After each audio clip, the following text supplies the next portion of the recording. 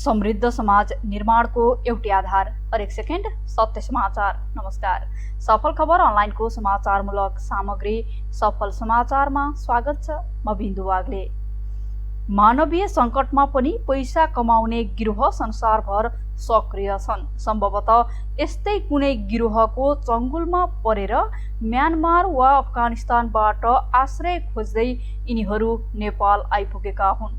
यसैले यिनीहरू कठोर हुनुभन्दा पनि नेपाल सरकार अन्तर्राष्ट्रिय समुदायको सहयोगमा अपराधी खोज्नेतर्फ लाग्नुपर्छ। अहिले भारतीय परिचय पत्र लिएका अफगानहरू नेपालमा फेला परेका छन्। यी दुवै घटनाको गहिरो छानबिन गर्नु जरुरी हुन्छ। ट्रान्जिट बनाउन खोज्नेहरू कतै यतै नबसुन्। सामान्यतः सीमा जोडिएका क्षेत्रका नागरिकले आफ्नो मुलुकमा बस्दा ज्यान जाने जोखिम देखाएर शरण मागे कुनै पनि मुलुकले बस्न दिने अन्तर्राष्ट्रिय प्रचलन हो। तर विभिन्न कारणले सीमा नजोडिएका देशमा पनि शरणार्थीका रूपमा प्रवेश गर्ने र शरण दिने गरिन्छ। सन् 1990 को आसपास भुटानबाट लखटिएका नेपाली भाषीलाई भारतले आफ्नो मुलुकमा बस्न दिएन। उनीहरू शरण खोज्दै नेपाल आइपुगे।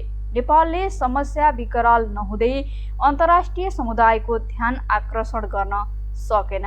फलस्वरूप अहिलेसम्म पनि भुटानी शरणार्थी नेपालमा समस्या भोगिरहेका छन्। समाचार सुरु गरौं अहिलेसम्मका प्रमुख खबरहरूबाट।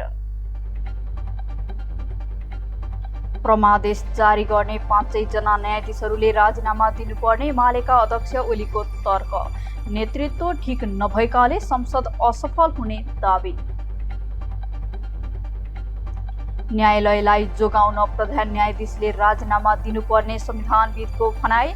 न्यायालयमा गुटबन्दी गरेको आरोप।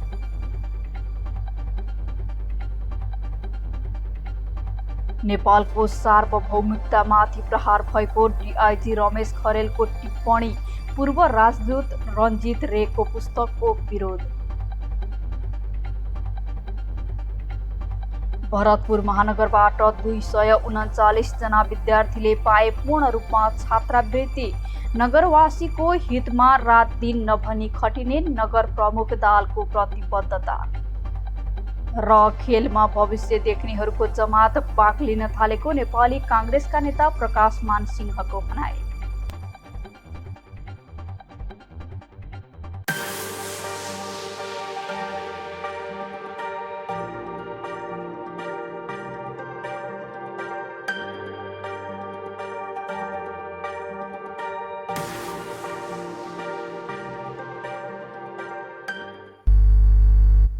अब समाचार विस्तारमा। प्रमुख प्रतिपक्ष दल नेकपा एमालेका अध्यक्ष केपी शर्मा ओलीले काङ्ग्रेस सभापति शेरबहादुर देउवालाई प्रधानमन्त्री बनाउन परमादेश जारी गर्ने 5 जना न्यायाधीशहरूले राजीनामा दिनुपर्ने बताउनु भएको छ। प्रधान न्यायाधीश चोलेन्द्र शमशेर जबराले तत्काल राजीनामा दिनुपर्ने विषयमा बहस केन्द्रित भइरहँदा पूर्व प्रधानमन्त्री समेत रहनुभएका अध्यक्ष ओलीले देउवालाई प्रधानमन्त्री बनाउन परमादेश दिने सर्वोच्च अदालतका न्यायाधीशहरू सबैले सामूहिक रूपमा राजीनामा दिन उपयुक्त हुने धारणा राख्नु भएको हो। मंगलबार पार्टी केन्द्रीय कार्यालय थापाथलीबाट देशभरका पार्टीको पालिका अधिवेशनको भर्चुअली उद्घाटन गर्दै उहाँले प्रधान न्यायाधीश जबराप्रति लक्षित गर्दै 5 जनाले परमादेश जारी गर्ने तर 1 जनाले मात्रै किन राजीनामा दिनुपर्ने भनी प्रश्न समेत गर्नुभयो। अध्यक्ष ओलीले अदालतलाई मर्यादित, निर्विवाद र जनताको विश्वासको केन्द्र बनाउन पनि पटक पटक आग्रह गर्नुभयो। उहाँले सरकार सम्पूर्ण रूपमा असफल भएको दाबी समेत गर्नुभयो। अध्यक्ष ओलीले नेतृत्व ठिक नभएकाले संसद असफल हुँदै दाबी गर्दै सभामुख अग्निप्रसाद सापकोटाप्रति आक्रोश व्यक्त गर्नुभयो। उहाँले संसदको नेतृत्व नै ठिक नभएको दाबी समेत गर्नुभयो। अध्यक्ष ओलीले निर्वाचनको तयारीमा जुट्न पनि पार्टीका नेता कार्यकर्तालाई निर्देशन दिनुभयो। लोकतन्त्र र संविधानको रक्षा गर्दै मुलुकलाई समृद्ध बनाउन एमाले 3वटै तहको निर्वाचनमा विजयी हुनुपर्ने अवस्था रहेको उल्लेख गर्दै उहाँले सोही अनुसारको तयारीमा जुट्न पनि सिङ्गो पार्टी पङ्क्तिलाई आह्वान गर्नुभयो। मेरो नेतृत्वमा पहिलोपल्ट सरकार बनेको थियो, त्यसलाई सबै खाले भित्री बाहिरी तत्त्वहरू मिलेर हटाउन सकेका थिए। अस्थायी रूपमा फेरि नेकपा एमाले फर्केर आयो। त्यस्तै अहिले पनि 3 वर्ष लगाएर उनीहरूले नेकपा एमालेलाई सरकारै बन्न नदिन खोजेका थिए। सरकार बन्यो, ढालिहाल्न खोजेका थिए, टिक्यो। टिक्दै गएर 3.5 वर्ष उनीहरूले नेकपा एमालेलाई सरकारबाट बाहिर देख्ने त्यो प्रयास अगाडि बढाउँदा नेकपा एमालेको भूमिका अहिले प्रतिपक्षमा पार्न सफल भएका छन्। अस्थायी रूपमा केही समयका लागि परमादेशबाट, जनादेशबाट होइन र जनादेशबाट सक्दैनन्। मैले राज्यका अङ्ग र निकायहरू मर्यादित हुनुपर्छ, शक्ति पृथकीकरणको सिद्धान्त अनुसार चल्नुपर्छ, आफ्नो आफ्नो जिम्मेवारीको भूमिका लोकतन्त्रको लागि, संविधानको रक्षाका लागि, संविधानको कार्यान्वयनका लागि, संविधानको सही प्रयोग र सम्मानित अदालतले हेर्ने भनेको संविधानको सही प्रयोग भइरहेको छ कि छैन त्यसको समुचित व्याख्या गर्ने हो।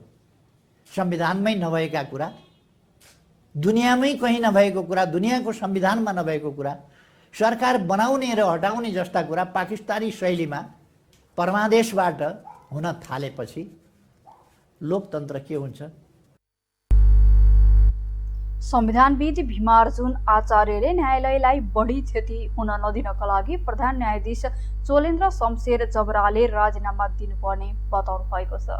मंगलबार नेपाल पत्रकार महासंघले समसामयिक विषयमा आयोजना गरेको छलफल कार्यक्रममा बोल्दै संविधानविद आचार्यले प्रधान न्यायाधीश जबरालाई संविधानका लागि पटक पटक मौका दिँदा पनि नसुध्रिएको भन्दै न्यायालयमा हुने क्षति नियन्त्रणका लागि प्रधान न्यायाधीशले मार्ग प्रशस्त गर्नुपर्ने बताउनु भएको हो। न्यायालयमा अहिलेको जस्तो विकृति, भ्रष्टाचार र अनियमितता यसअघि कहिल्यै नभएको उहाँको भनाइ छ। प्रधान न्यायाधीशले न्यायालयमा गुटबन्दी गर्ने, स्वार्थका मुद्दा आफैले हेर्ने लगायतका काम गरेको उहाँले बताउनुभयो। उहाँले प्रधान न्यायाधीश राजनीतिक दल र दलको नेताको भूमिकामा गई कार्यकारी पदमा भाग खोज्ने र नियुक्त गर्न थालेकोले दलको नेतालाई प्रधान न्यायाधीश बन्न दिने कि नदिने भनी प्रश्न गर्नुभयो। प्रधान न्यायाधीशले वरिष्ठ न्यायाधीशलाई बाइपास गर्ने, पेशी व्यवस्थापन गडबड गर्ने लगायतका काम गरेको उहाँले बताउनुभयो। मानव अधिकार कर्मी मोहना अन्सारीले न्यायपालिकाको गरिमाको रक्षा गर्न नसक्ने नेतृत्वले बाटो खोलिदिनुपर्ने बताउनुभयो। त्यस्तो नेतृत्वले बाटो खोल्नु उसको दायित्व भएको पनि उहाँले बताउनुभयो। नेपाल पत्रकार महासंघका पूर्व अध्यक्ष डाक्टर महेन्द्र विष्टले मन्त्री बार्गेनिङ गरेर फैसला गर्न प्रधान न्यायाधीशलाई ठाउँ दिने राजनीतिक दल र नेताहरूमाथि पनि प्रश्न उठाउनुपर्ने धारणा राख्नुभयो।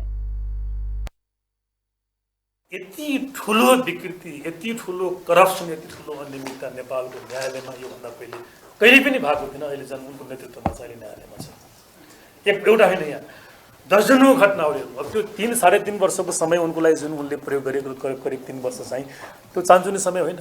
त्यो भनेको उनले केही गर्न चाहेको भए, उहाँले न्यायालयमा केही सुधार गर्न चाहेको भए, उहाँ साँच्चै एउटा न्यायप्रति कमिटेड, भ्यालुप्रति कमिटेड मान्छे भएको भए उहाँले गरेर देखाउँछ। उहाँसँग पर्याप्त समय त्यो केही पनि गरिएन। न्यायालयमा देखिने गरी गुटबन्दीलाई त्यहाँ एउटा प्रश्न दिने कामहरू गर्यो। गुटबन्दी कसरी भयो भने अब आफ्नो स्वार्थको मुद्दा चाहिँ उहाँले अमुक इजलासमा उहाँले तोक्न थाल्नुभयो, आफूले हेर्न थाल्नुभयो। त्यो गर्दाखेरि त्यहाँभित्र राम्रा मान्छे त अहिले पनि छन् न्यायालयमा भने, कानुन व्यवसायभित्र छन् राम्रा मान्छेहरू, न्यायालयको न्यायाधीशहरूमा राम्रो मान्छेहरू छन्, कर्मचारीभित्र राम्रा मान्छेहरू छन्। अनि त्यसलाई चाहिँ उहाँले गुटबन्दीको ठुलो पछि उहाँले दिनुभयो। अनि आफ्नो गुटलाई संरक्षण गर्ने त्यही खालका मुद्दाहरू उहाँले तोक्ने अनि बाँकीलाई चाहिँ एक खालको अपहेलना गर्ने त्यस्तै प्रकृतिका मुद्दाहरू दिने काम गरेर उहाँले गुटबन्दीको नेपाल प्रहरीका पूर्व नायब महानिरीक्षक डीआईजी रमेश खरेलले नेपालका लागि पूर्व राजदूत रञ्जित रेको पुस्तक काठमाडौँ डिलेमा रिसेटिङ इन्डिया नेपाल टाइजमा नेपालको सार्वभौमिकतामाथि प्रहार गरिएको बताउनु भएको छ। मंगलबार काठमाडौँमा आयोजित पूर्व सुरक्षाकर्मी परिषद नेपालको पत्रकार सम्मेलनमा खरेलले नेपालका लागि पूर्व राजदूत रञ्जित रेको पुस्तक काठमाडौँ डिलेमा रिसेटिङ इन्डिया नेपाल टाइजमा नेपालको सार्वभौमिकतामाथि प्रहार गरिएको बताउनु भएको हो।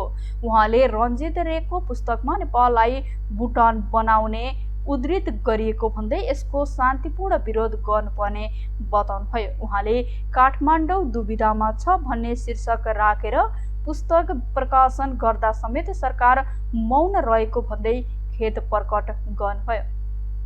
उहाँले यसको सबै दोष राजनीतिक दलका नेतृत्व वर्गलाई जाने भन्दै नेताहरू नै भारतसँग लम्प्रसारवादमा गएको आरोप लगाउनुभयो। पूर्व डीआईजी खरेलले किताबमा मात्रै नभएर भारतले देशका विभिन्न सीमामा पनि नेपालको राष्ट्रियतामाथि प्रहार गरेको बताउँदै पुस्तकमा नारायण काजी श्रेष्ठ र विमलेन्द्र निधिको द्वैध चरित्र यथार्थ भएको टिप्पणी गर्नुभयो। कार्यक्रममा नेपाली सेनाका पूर्व सहायक रथी डाक्टर प्रेमसिंह बस्नेतले नेपाललाई भुटान बनाउनु पर्छ भन्ने कुरा पुस्तकमा लेखिएको भन्दै नेपालीहरूले पुस्तक जलाउनु पर्ने बताउनुभयो। उहाँले नेपालका लागि यो भन्दा ठूलो अपमान अरू नहुने भन्दै उहाँले नेपालीहरू अब वीर गोर्खाली भएर जाग्नु पर्ने बेला आएको बताउनुभयो। उहाँले नेपाललाई भुटान बनाएर भारतको अधीनमा राख्ने कुरा रञ्जित रे र भारतीयहरूको दिवा सपना भएको उल्लेख गर्दै उहाँले सरकारमा सहभागी र नेपालको मूलधारमा रहेको नेकपा माओवादी केन्द्रका अध्यक्ष पुष्पकमल दाहाल प्रचण्डले किताबको अन्तर्क्रिया कार्यक्रममा सहभागी बन्नु नेपालको अपमान भएको बताउनुभयो। हाम्रा उसले यति मात्र होइन, यो किताबमा मात्र होइन, उसले यसको कोर कुरा के भन्न खोजेको छ भने 1949 को भुटान ट्रिटी सरह नेपाल पनि त्यही अनुसार चल्न सक्यो भने यो हाम्रो रिलेसन असाध्यै राम्रो हुन्छ भनेको छ। हाम्रो राष्ट्रियतामाथि मित्र राष्ट्र भारतले हामीलाई प्रहार गरेको छ। यो प्रहार किन गर्यो भन्दाखेरि यो हाम्रो निकम्मापनको कारणले, हाम्रो बेमानीको कारणले। आज हेर्नुस् त नेपाल सरकारले यो किताब पब्लिस भएको 15 दिन कति भइसकेको छ। नेपाल सरकार मौन छ, नेपाल सरकार मौन छ, नेपालका शासकहरू मौन छ, नेपालमा ठुलो ठुलो डिप्लोम्याट्सहरू नेपालका मौन छन्। यसको अर्थ के हुन्छ भन्दाखेरि हामी हाम्रो कमजोरीको कारणले भारतले हामीलाई हेपिरहेको छ। नारायण काजी श्रेष्ठजीको चाहिँ उहाँले कुरा लेख्नु भएको छ। त्यसपछि विमलेन्द्र निधिजीका कुराहरू लेख्नु भएको छ। नेपाल प्रहरीका पोटेन्सियल हुनेवाला संगठन प्रमुखहरूको चाहिँ कुराहरू लेख्नु भएको छ। यो जस्तो दुर्भाग्य के हुन सक्छ? यो उहाँले लेखेको कुराहरूमा यो नेपाल प्रहरीका विमलेन्द्र निधिजीको, त्यसपछि नारायण काजी श्रेष्ठजीको जुन दुई चरित्र हो त्यो यथार्थ हो। भरतपुर महानगरले महानगरभित्रका 239 जना विद्यार्थीहरूलाई कक्षा 11 र 12का लागि पूर्ण रूपमा छात्रवृत्ति प्रदान गरेको छ। 11 मा छात्रवृत्ति पाएका 239 जनाले 12 मा पनि निरन्तर पाउनेछन्। महानगरभित्रका 28 वटा निजी तथा सामुदायिक विद्यालयमा 11 र 12 को निशुल्क पढ्न पाउने गरी महानगरले छात्रवृत्ति प्रदान गरेको हो। अरूमा स्कुल भरतपुरले सबैभन्दा बढी 45 जना विद्यार्थीलाई छात्रवृत्ति प्रदान गरेको हो। भरतपुर महानगर शैक्षिक प्रशासन महाशाखाले महानगरमा एक कार्यक्रमको आयोजना गरी महानगर प्रमुख रेणु दाहालको हातबाट छात्रवृत्ति पाउन सफल विद्यार्थी र कलेजलाई सिफारिस पत्र प्रदान गरेको छ। जेहेन्दार विद्यार्थीको रूपमा 108 जना, गरिब तथा विपन्न 85 जना, आदिवासी जनजातिमा 24 जना, दलितमा 12 जना, अपाङ्गता भएका 2 जना, जनआन्दोलनमा घाइतेका सन्तति 6 जना, शहीद परिवारबाट 1 जना, मधेस आन्दोलनमा घाइतेका सन्तति 1 जना गरेर 239 जनालाई महानगरले पूर्ण रूपमा पारदर्शी तवरले तेरो मेरो नभनी छात्रवृत्ति प्रदान गरेको महानगरका शैक्षिक प्रशासन महाशाखा प्रमुख महेन्द्र पौडेलले बताउनुभयो।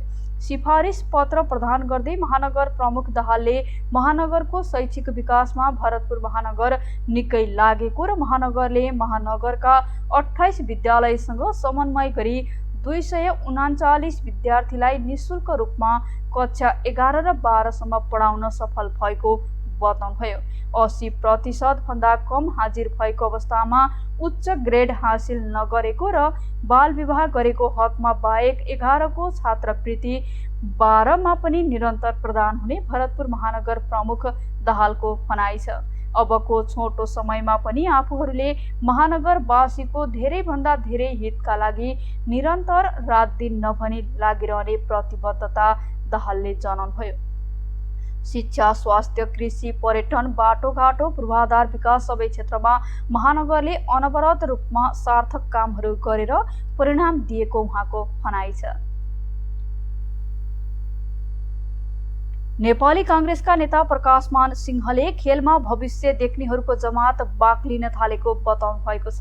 मंगलबार गणेशमान सिंह स्पोर्ट कमिटीले आयोजना गरेको टेनिस टुर्नामेन्ट 2021 मा बोल्दै नेता सिंहले आन्तरिक खेलले खेलाडीलाई अवसर दिने बताउँदै खेलमा भविष्य देख्नेहरूको जमात बाक्लिन थालेको र खेलमा आकर्षित हुनेहरू बढ्न थालेको बताउनु भएको हो।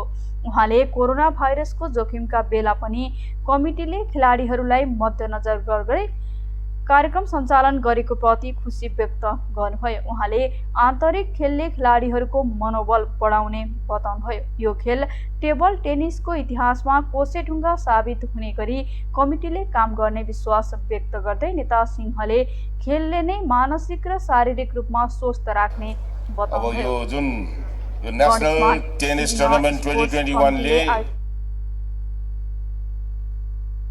आयोजना गरेको टेनिस टुर्नामेन्ट 2021 आजबाट सुरु भएको छ। टुर्नामेन्ट कार्तिक 16 गतेसम्म चल्नेछ भने यसमा 18 वर्ष उमेर समूहदेखि 65 वर्षसम्मका खेलाडीहरूले भाग लिन पाउनेछन्। विजेताले 7,25,000 धनराशि बराबरको पुरस्कार पाउने आयोजकले जनाएको छ।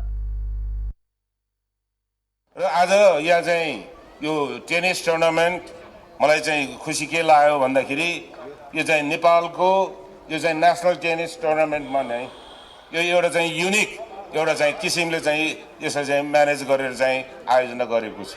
यसमा 8 वर्ष भन्दा माथिदेखि लिएर 65 प्लसका एजका सबै खेलाडीहरू भनेपछि त समग्र रूपमा यो चाहिँ टेनिस लभर्सहरू टेनिसका चाहिँ मा चाहिँ रुचि राख्ने सबै परिवारजनहरूलाई यो चाहिँ मौका चाहिँ दिएको छ। यस्ता टुर्नामेन्टले के गर्छ त भन्दाखेरि यसले चाहिँ स्पोर्ट्सम्यानहरूलाई र त्यसमा पनि यो टेनिस टुर्नामेन्टले टेनिस खेलाडीहरूलाई एउटा चाहिँ अवसर त दिन्छ नि त। यो चाहिँ प्र्याक्टिस मात्रै गरेर के गर्ने, टुर्नामेन्ट भइदिएन भने त खेलाडीहरूले चाहिँ आफ्नो चाहिँ सिप प्रतिभालाई चाहिँ प्रदर्शन पनि त गर्न सक्दैनन्। अब मौसम सम्बन्धी जानकारी।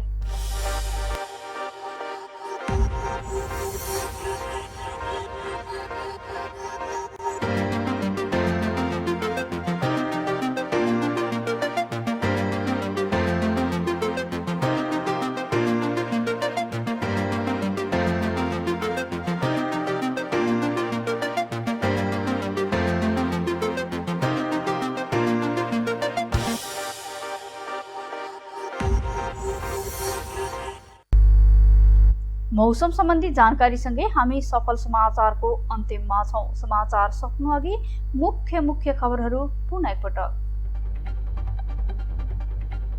परमादेश जारी गर्ने 5 जना न्यायाधीशहरूले राजीनामा दिनुपर्ने एमालेका अध्यक्ष ओलीको तर्क। नेतृत्व ठिक नभएकाले संसद असफल हुने दावी। न्यायालयलाई जोगाउन प्रधान न्यायाधीशले राजीनामा दिनुपर्ने संविधानविदको भनाई। न्यायालयमा गुटबन्दी गरेको आरोप।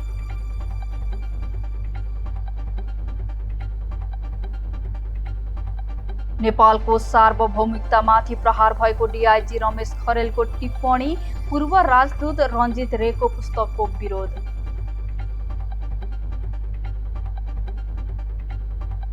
भरतपुर महानगरबाट 239 जना विद्यार्थीले पाए पूर्ण रूपमा छात्रवृत्ति। नगरवासीको हितमा राहत दिन नभनी खटिने प्रमुख दाहालको प्रतिबद्धता। र खेलमा भविष्य देख्नेहरूको जमात पाक लिन थालेको नेपाली कांग्रेसका नेता प्रकाश मान सिंहको भनाई।